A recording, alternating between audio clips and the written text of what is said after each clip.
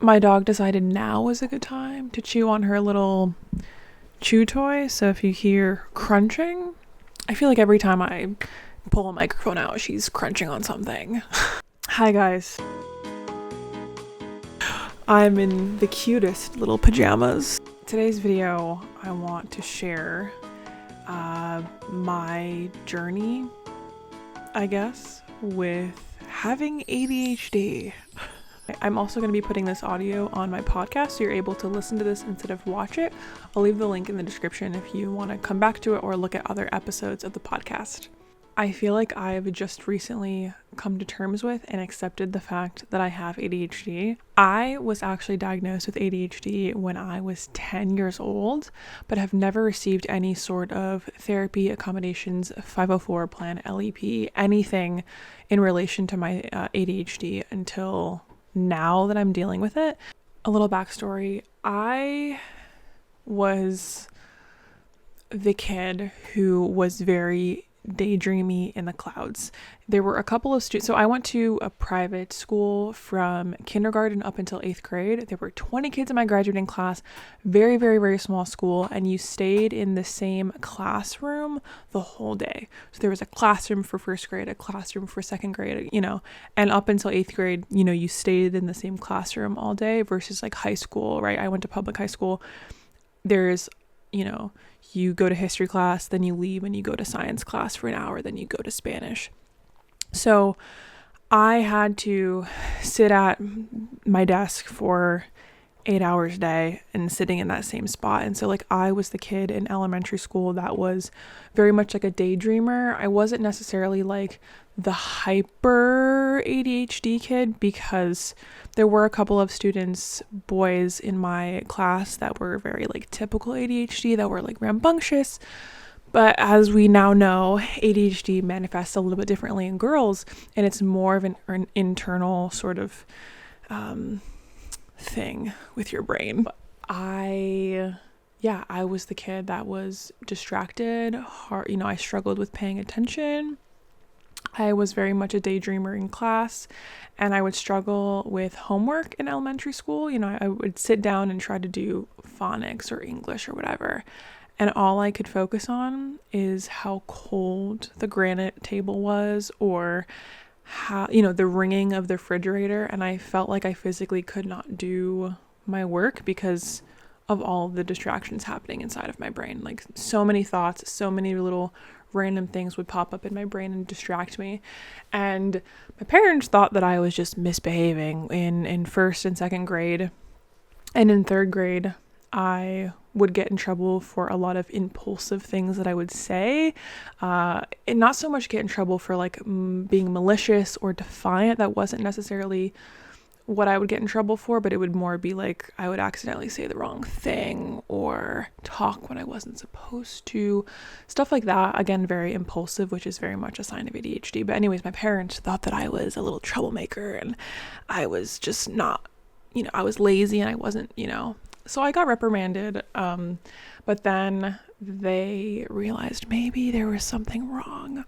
So when I was in the 4th grade, when I was 10 years old, I got assessed for ADHD, and I don't even really remember the assessment. I remember being in the doctor's office, like his office, and like talking with my parents, and they had like my report card and stuff like that. And my mom got me this book trying to explain like how ADHD affects me, and the book was like, oh, part of your brain doesn't work, so you struggle with things. And that was it. I remember that year, at the end of the school year, going back to the doctors for like another assessment to see if I needed medication. They decided that I didn't need medication because my grades weren't horrible, and then that was it. I went about my middle school, high school, all the rest of schooling without any accommodations, without any therapy, counselors, like, what do you call them? Therapists, counselors, what do you call like a tutor? I also never had, again, an LEP, a 504 plan, never was on medication. And I went about my life as if I never gotten an ADHD diagnosis. And my parents also treated me as if I never got an ADHD diagnosis. So what was it all for? So I actually thought as I got older that my ADHD went away. So when I was in middle school, I struggled a little bit again with some of the things that I struggled with in elementary school, like impulsivity and struggling in school, just because I'm a little daydreamer. But I was a cheerleader. I was the lead of our school's musical. Like, it's not that I was incompetent, although as a child, I internalized this feeling of being incompetent because I didn't perform the way the other students did. And that still is something that subconsciously affects me to this day. Where am I? Middle school. I did okay. I wasn't the best student in terms of grades, but again, I was in extracurriculars. I had friends, but I would get in trouble for little impulsive things that I would do. Usually not, they were never from a malicious intent or trying to be defiant. It was always genuinely accidental, wasn't thinking through what I was doing, if that makes sense. I did extracurriculars in high school and I did well academically. I got honors. So I never, ADHD was not something that I ever thought about because I just thought that I grew out of it, where it was misdiagnosed or something like that. And same thing with college as well. I did really well in college. I also worked through college the whole time I was in college. So for me, ADHD or neurodivergency in general was not something that I ever thought about in high school or college or at all, because I did well in school. So I was it just never was something that I even thought about. And I didn't really care about it because I felt okay. Yeah, I was a procrastinator, and yeah, I was exhausted at the end of the day. And in high school, I would take naps after school every day. And yeah, I struggled with routine, and I have to fidget, and sometimes I literally rock back and forth, and I have to move my foot constantly or else it physically feels like it hurts. But I did fine in school, so it doesn't matter, right? Then I graduated college. I graduated college a year ago, actually almost exactly a year ago, and I work a marketing job. I also work in Catholic ministry part-time, and my marketing job does not have structure. I kind of have to be, I really have to be self-motivated in this job, and I was really struggling just with the motivation. It's not that I was incompetent and couldn't do the work, because I can, but it was the self-motivation that I really struggled with. And I also, at this time, right before I graduated college, I started going to therapy and I started dating my boyfriend. My boyfriend is a psychology major, so he knows a lot about the brain and neurological disorders, mental health stuff. He's very knowledgeable. I also started going to therapy for anxiety, and this was really when a lot in my life changed in terms of how I look at my mental health. I really started noticing, because I was diagnosed with anxiety, which ADHD is very comorbid with a lot of other things like anxiety, OCD, depression, things like that. Obviously, being in therapy now, I'm becoming so aware of all of these. I went to therapy to treat my anxiety, and now I have learned a lot more than I thought I would. I thought I would go to therapy for a month or two, sort out the anxiety, and then be good. No, that is not how it turned out. I now see a lot of other things that I struggle with, or people or issues, and it kind of unearthed a lot of things that I was actually really struggling with, which is a blessing, right? It's hard in the moment because, you're faced with a lot of these difficulties about yourself, but it's good to work through them, right? Same thing with dating my boyfriend. A lot of the anxiety and issues that I had prior to dating him all kind of came to the surface. And as tough as that is and how hard it is to deal with those things, how good is it to deal with those things? Because now you're able to address them and work on them and become a better person. And I think he would agree with himself too. And that also led me to realize that I experienced RSD, which is rejection sensitivity dysphoria. And it's really hard to explain, but it is when you have the feeling of being rejected, even if you aren't, and you feel the emotional impact is not just like sadness. You feel physically painful, like the emotional feeling is physically painful, and the emotional feeling is way stronger than what normal, like a neurotypical person would experience. So it's really hard to explain, and it sounds crazy because it is.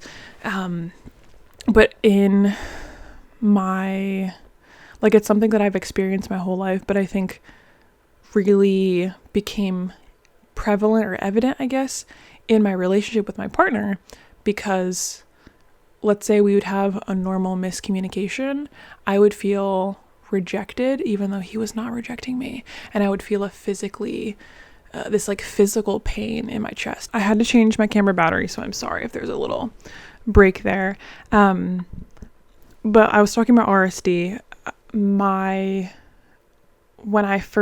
Before I really knew anything about ADHD, because I think for me, when you hear ADHD, you think like the TikTok disorder. It's the manic pixie dream girl. It's the, brain rot disorder. It's like a lot of people are diagnosing themselves with ADHD because they spend a lot of time on social media and have short attention spans. And, they think that it's just like, oh, I'm hyperactive, or, oh, I just can't pay attention. But it has a lot of other components that people don't realize. The emotional impact is one that I did not know about, and was something that I experienced my whole life, but I thought that I was just like a weird person. It can be explained. So for me, when I would feel this heightened rejection sensitivity dysphoria, didn't understand it, and it was really frustrating because like I would say to my boyfriend, I'd be like, I know that everything is fine and this is not a big deal. In my brain, I understand it, but my body and my emotional response, it's like it doesn't catch up with the logical part of my brain that I recognize that it's not like a big deal and everything's fine. So that would be really frustrating because like I would know in my head that everything was okay, but my body would be having a reaction way stronger than what I felt that it should have been, or the appropriate response. And therapy really helped me to kind of sort that out and recognize that it is RSD. It is a neurological issue in my brain. It's not that I'm just a dramatic woman. It's a real chemical imbalance in my brain. Let me get my dog. Okay. My dog is giving me a really hard time. Okay. Hi. And then going back to me noticing ADHD in my job, one was internal motivation, which is something that people with ADHD struggle with, knowing and wanting to do something but feeling as if you cannot do it, because we struggle with dopamine. We have low dopamine, so that's one of the reasons why we can hyper focus on things that we're super interested in. ADHD is not necessarily someone who is super hyper, and it's also not that we have a lack of attention, we have a lack of dopamine, and so getting us to do something that we have no interest in is difficult because we don't have the dopamine to get us up and going. And I noticed that in my job. I noticed for me, my ADHD is very distractible. So it's hard for me to pay attention for long periods of time if I'm listening to something that I don't care about or have lower interest in, or sometimes I might be really interested, but my mind will have like 70 different tabs open when I read. That's also really difficult. So I prefer to read, if I can, with the audiobook as well. So I'm listening to it while I'm reading, and it helps me focus, because if I just read, especially when I'm just starting a book, like I have like 20 different thoughts and then I forget what I'm reading and stuff like that. It also affects my body in that I have to constantly be moving. So like I tap my foot all of the time. People think that I'm very anxious because of that. Like I'm just doing it because of anxiety.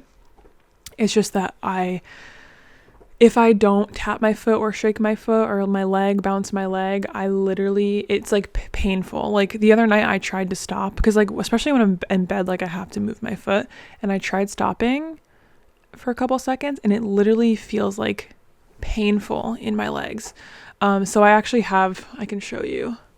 I have like squishy fidgets by my bed that I can squish just to have something, especially when I'm working on my computer all day. I love to have something to move my hands. I also have noise canceling headphones, which I use all of the time. I need them. I love them. I have Bose and AirPod Pros. I love them. I also have, which I actually don't think are over here. Oh, these are my loops, which are earplugs. They're clear, so you can't really... They're clear, but they don't cancel out like everything. They kind of take the edge off of noise and only bring you down maybe like 20 decibels. So if I'm in like a social setting where I still want to hear the person that I'm talking to, I can wear these and they kind of cut out some of the background noise that might cause me to be a little bit overstimulated. And I'm always moving. Like I rock back and forth a lot, as weird as that sounds. And I thought that I was psychotic. I remember realizing this in high school. I would go like this when I was in bed, like sitting crisscross like this. And I was like, am I having a psychotic episode? Why am I rocking back and forth? Turns out it's just ADHD. I think for me too, I really didn't want to like ever talk about it because I didn't want people to think that I had some victim complex or felt like I wasn't taking responsibility for my actions because I was just blaming everything on ADHD. Like, oh, like I don't have motivation, I'm just ADHD, you know. And like there are times when I for sure will feel burdened by my ADHD. I do not take medication for my ADHD. That is something that I've never taken medication for ADHD, but in recent years I've definitely thought more about it. I don't think that I need it at this moment in time. I have other strategies that I use to help cope, like exercise and vitamins and stuff like that. You know, ADHD very much so is a spectrum, so your symptoms can be a lot more debilitating versus, you know, easier. I would say my ADHD is moderate if we're going from easy, moderate, severe, very severe. I would say I'm in the moderate category, and I think medication could help me, but I don't think it would help me enough for the side effects to be worth it at this moment in time. I'm definitely open to it in the future. I don't know. I think ADHD is talked about a lot, like on social media as like TikTok, self-diagnosed. I'm just a manic pixie dream girl. Oh my gosh, I just have ADHD. I can't focus. Oh my God. Like it's almost like, I don't know, portrayed as this like, you know, victim complex, or people are just self-diagnosing. Or like if you say you're neurodivergent, somehow you're victimizing yourself and putting yourself in a box.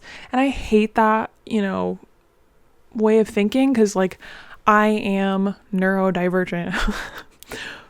My brain does not work in the same way that neurotypical, most of the population people's brain works. And it's not that when I use the label neurodivergent, it's not that I'm separating myself from neurotypical people.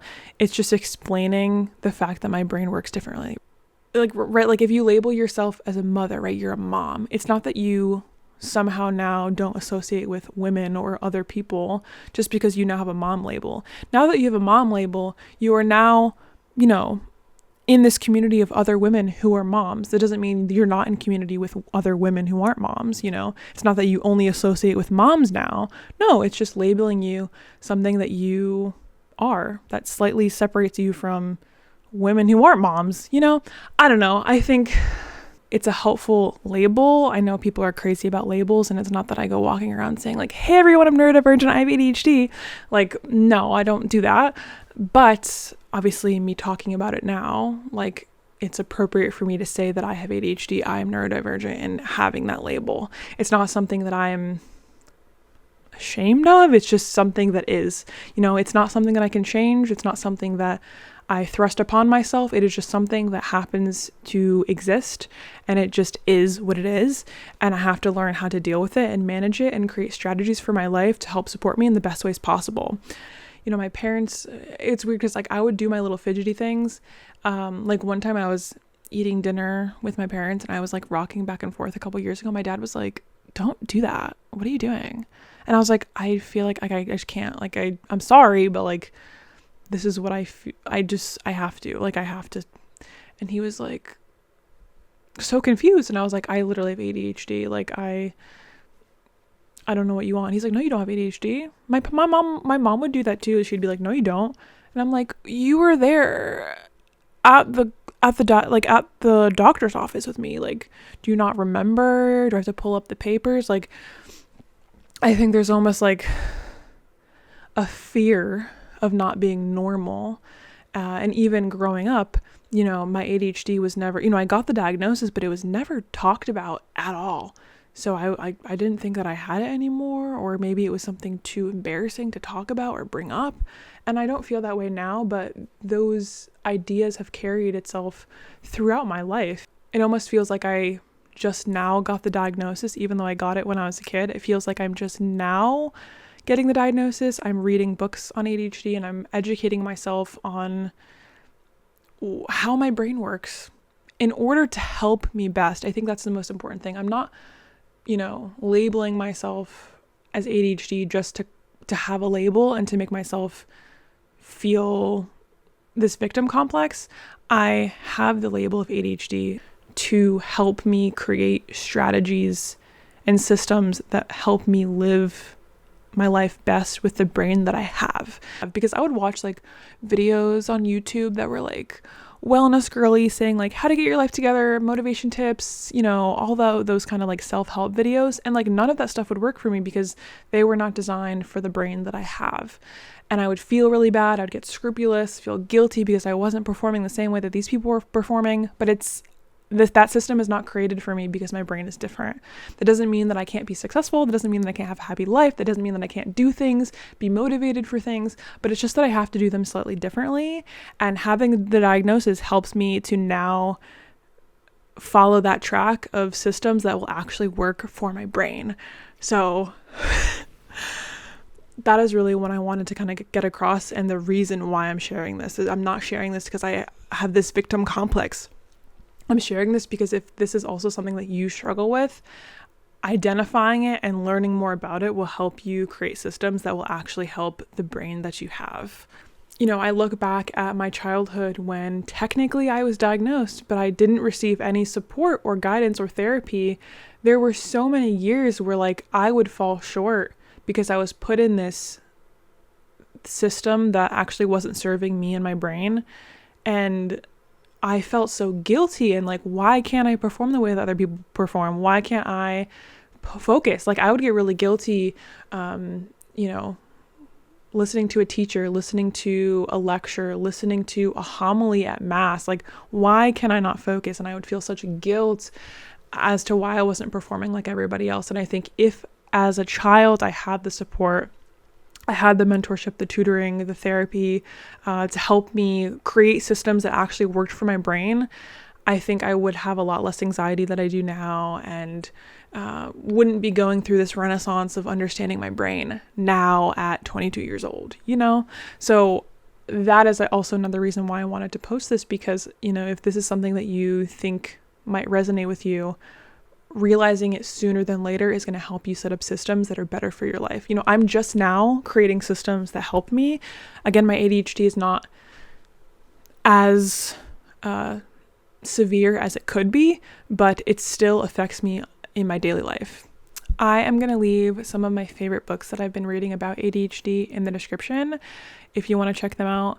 A lot of them are probably really familiar to you if you are someone that reads up on psychology and stuff like that. I really want to start creating some videos where I share some of my new systems and some of my new routines with someone who now I understand my brain a little bit more. And it's obviously a lifelong journey, right? Like understanding your brain. I still go to therapy. I have therapy at 1:00 today. Like, it's a continual thing, of course.